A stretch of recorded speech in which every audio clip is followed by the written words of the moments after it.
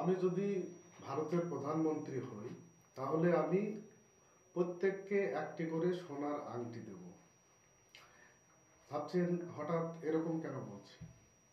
ভয়ের কিছু নেই। ভারতের প্রধানমন্ত্রী আমার মতো লোকের হওয়া খুব চাপ আছে।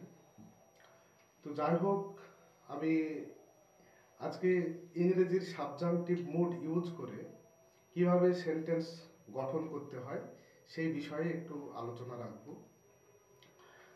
সাবজাংটিভ মুড ব্যাপারটা কি? আমরা যখন কোনো সেন্টেন্সকে ট্রান্সলেট করার চেষ্টা করি বা বলি, তো সেই সেন্টেন্সটা যদি এই রকমের হয় যে কোনো হাইপোথেটিক্যাল স্টেটমেন্ট বোঝাচ্ছে।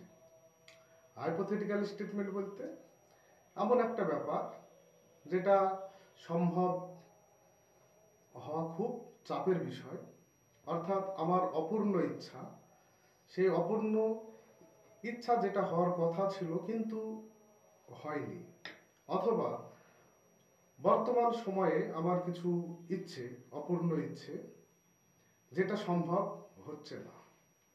এইরকম সেন্টেন্সগুলোকে আমরা কিভাবে কোনো বলতে পারবো অথবা লিখতে পারবো, এই বিষয়টা আলোচনা।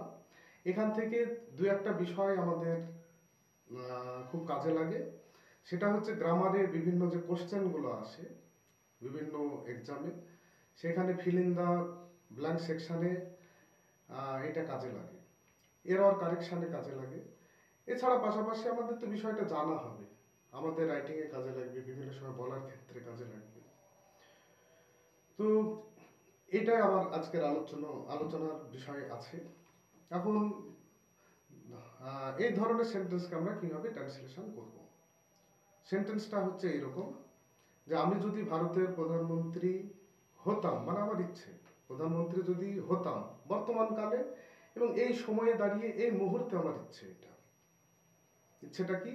আমি যদি ভারতের প্রধানমন্ত্রী হতাম তাহলে প্রত্যেককে একটা করে সোনার আংটি গিফট করতাম।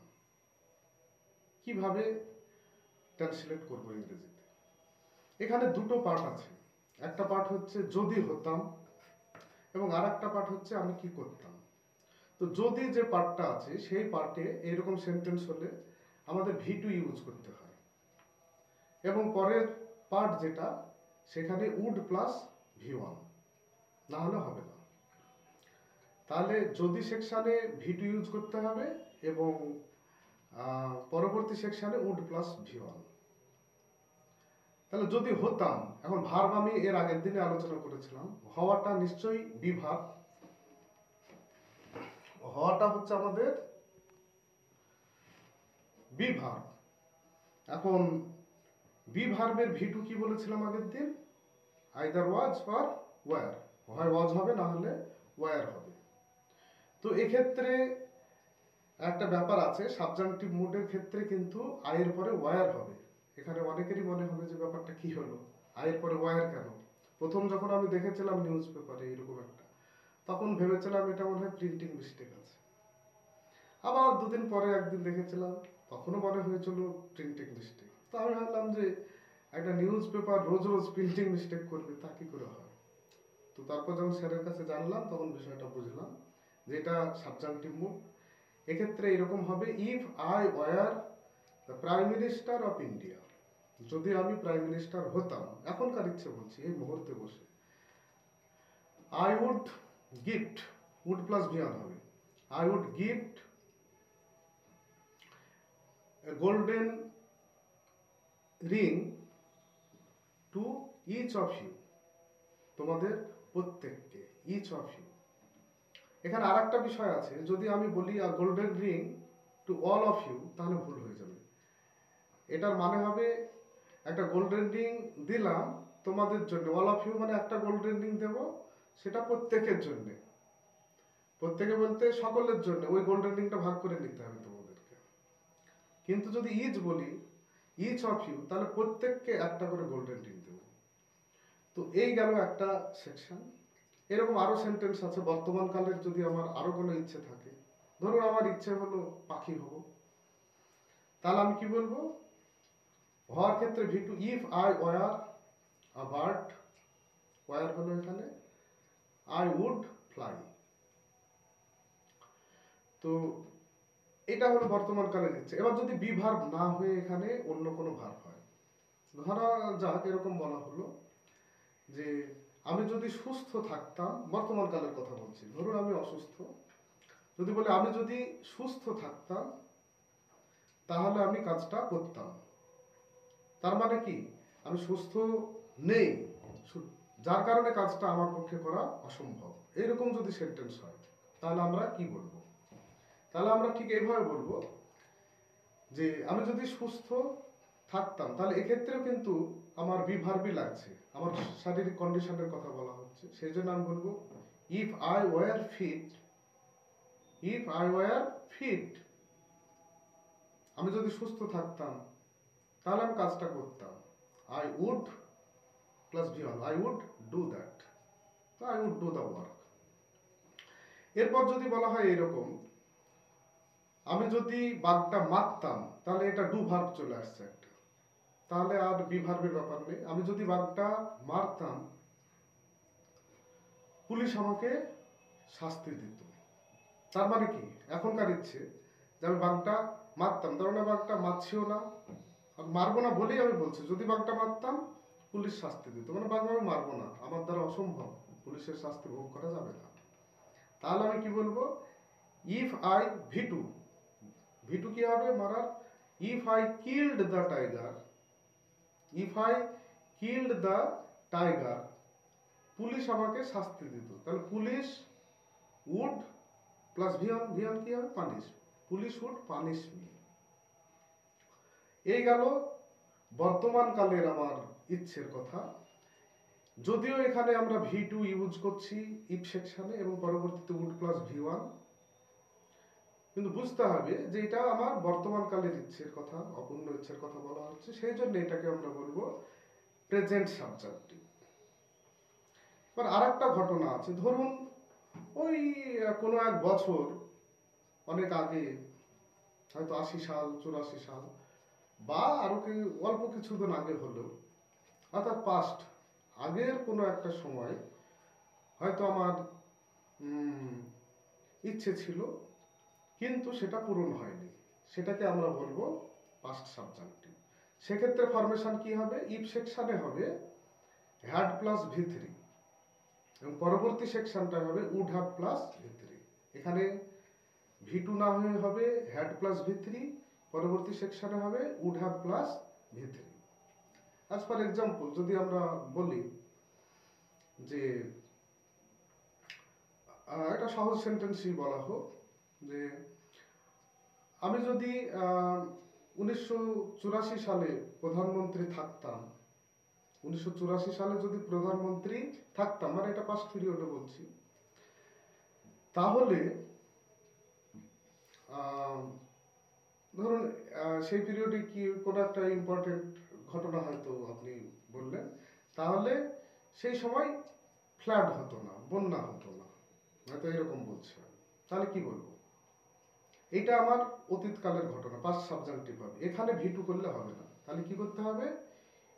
ইফ আই ওয়ার হবে না, তাহলে if I had been, if I had been the prime minister of India in 1984, তাহলে এদিকে কি করতে হবে? উড ভিয়ন হবে না, উড হ্যাভ ভিত্রি, কি হবে এখানে? আই উড হ্যাভ, কি করতাম আমি? I would have controlled, I would have ভিতরি, I would have controlled the flood, বন্যা নিয়ন্ত্রণ করতাম। তার মানে এটা কি? এটা আমার সম্ভব নয়, আমি প্রধানমন্ত্রী সেই টাইমে ছিলাম না, নিয়ন্ত্রণের ক্ষমতাও আমার নেই, হয়নি অতীতকালে, এটাকে বলবো আমরা পাস্ট সাবজেক্টিভ। তো আজকের এই আলোচনায় প্রেজেন্ট সাবজেক্টিভ এবং পাস্ট সাবজেক্টিভ বিষয়ে আলোচনা রাখলাম, এবং এই ধরনের অসংখ্য উদাহরণ আছে। যদি আমি বলি যে আগের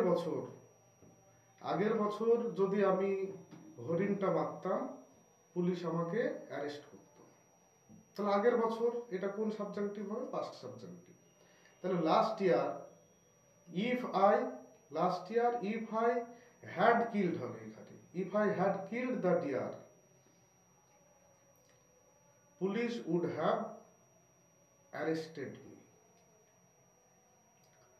তো এই ধরনের সেন্টেন্স আমাদের প্রচুর আমরা দেখতে পাই এবং বলার দরকারও হয়।